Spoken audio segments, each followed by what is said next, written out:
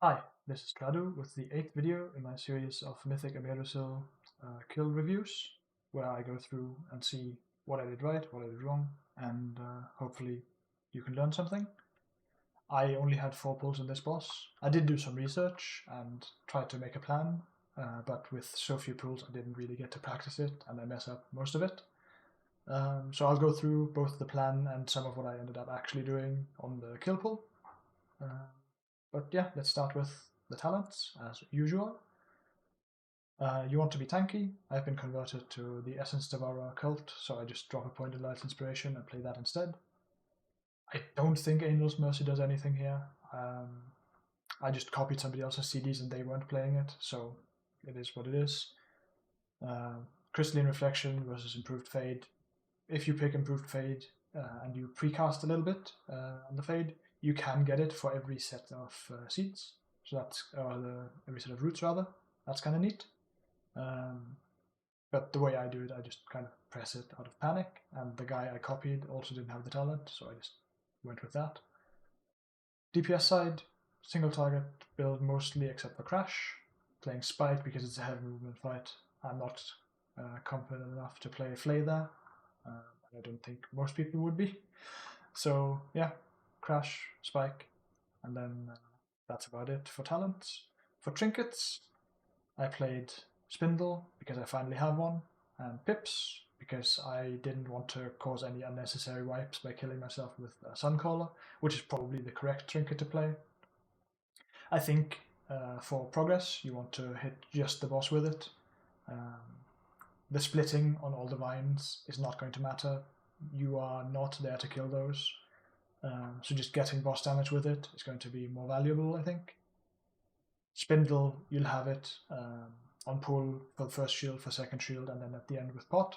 So that's just nice. Not much to say there. Defensive CD wise, I have TJ stars, defensive cooldowns as my RT note, and I end up completely ignoring it and just YOLO pressing them. At least Fade and Desperate Prayer.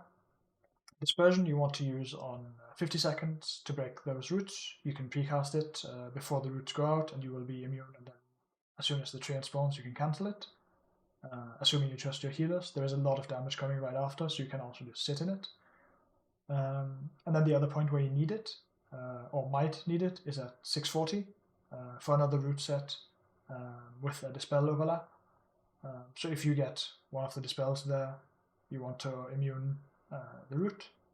And then in between those two dispersions, you can use one at the latest at 440, which means you have it in like the second half of phase 2 or the first third maybe of phase 3. Somewhere in there you can use it. Don't break a root with it unless you absolutely have to. People will get annoyed, but yeah, you have that one use in between. I don't believe I end up actually using it. DPS CDs, as I already mentioned with Spindle, you have it. You have a PI Spindle on pull, first shield, second shield at the end. To make that happen, you really want to press DA and Bender on cooldown, which I mess up in phase 1 with the very second cast, so it's already messed up there. But you want to just slam them on CD, that way you have them for the shields and then at the end again. Void Torrent, massive pain to use. There's like mechanics happening constantly, but most of them you can get off, and it's not that horrible. Shadow Crash, you have for every single set of roots. You also have it on pull and for both shields, just for free. It won't mess with your root damage. I don't do that on this pull. I didn't realize because I hadn't really checked that because it's not a big deal. So I just cast Vampiric Touch instead a lot of the time.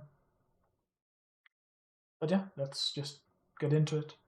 On the pull, that's nothing crazy. The first Void Torrent, if you do this sequence I do with precast Vampiric Touch into Spindle, into Bender, DA, DP, Death Blast, then you can Torrent, and it'll be done before this Flame Pillar, and that's cool. Then you can move more or less freely afterwards. For the dispels here, I know I can get any of the 3 DPS spots. I can get 2, 3, or 4. So I generally try to hang around the 3 spot when I can remember to do it. I end up forgetting a lot as well. But that makes it easiest to get to any of the 3 spots I can possibly get. For this one, I don't get it, so I just move back in. You can see I pressed fade long before the time I even said I should. Stack for the roots, spend the crash. You can cast it beforehand, obviously. It doesn't need to be once they're spawned. It has travel time. I just don't have the muscle memory for the timing there, despite having played with it so much this expansion. You can see here my dispersion alert is coming up because of this mass entanglement. I press dispersion before it comes out. I cancel it and almost die because of it. That's dumb. I could have just stayed in it. I also had fade that I should have pressed. Here you can see I'm in the 4 spot, despite having 3rd debuff, because I just didn't move in time. So I have to swap spots and move over. But it's not a big deal. You get a freedom if you get 3-4 here. In this case, it didn't matter at all. Like, it comes so late, and I was already in melee, so it didn't do anything really. Yeah, here you're just dodging fire pillars, hitting random things, and then flying. The flying is something I also mess up. I'm trying to be too cute with it, despite it not mattering. Doing the flick up and spacebar is faster by like 5%, according to some guy's tweet today. And I already knew it was faster, just not by how much. However, if you mess it up like I did there, I ended up way too high. You obviously get no value from it really.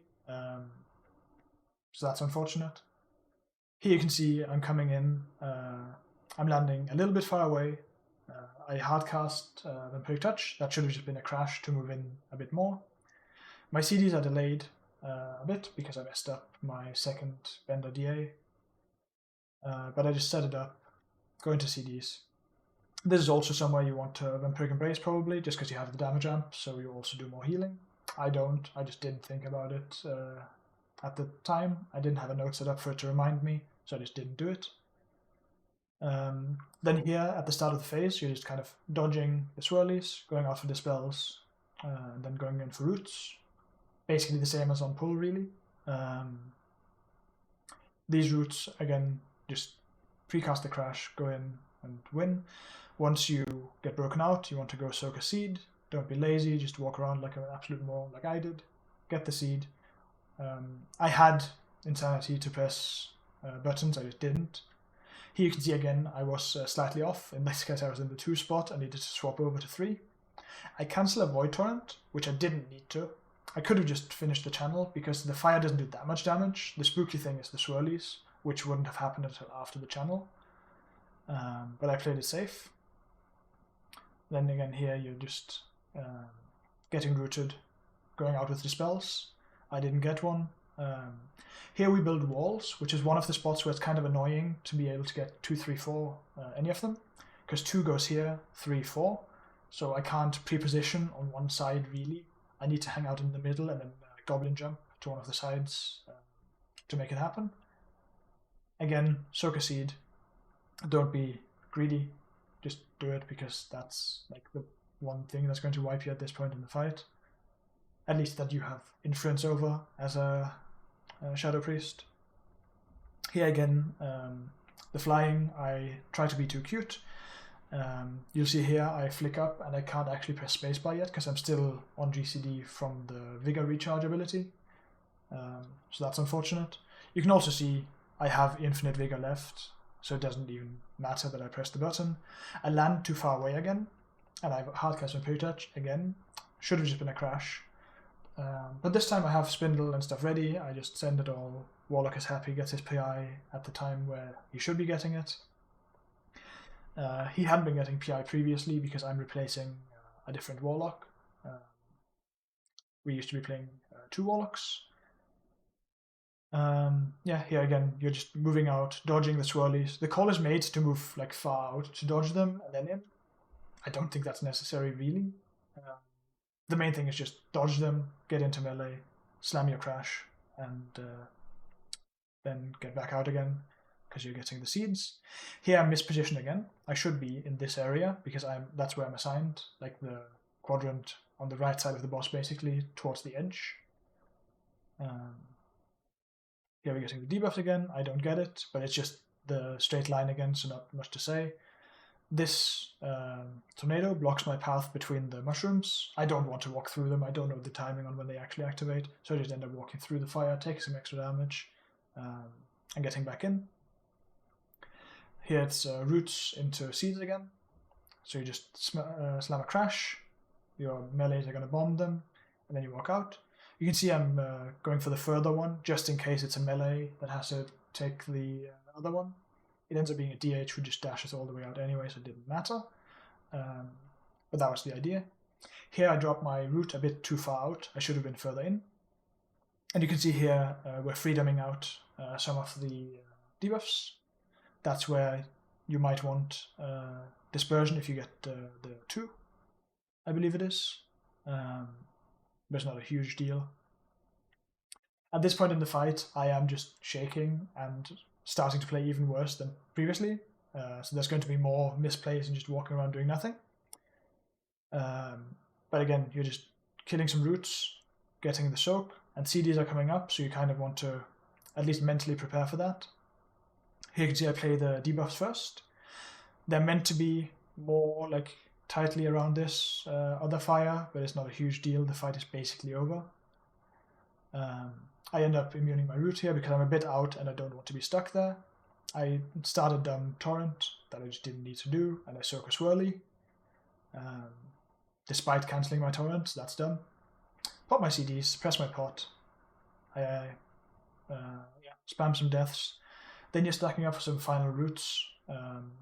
At this point, you're basically just trying to hit the boss and win. Like you can see, he's really low. We're just committing. Some people died to Tornado, unlucky.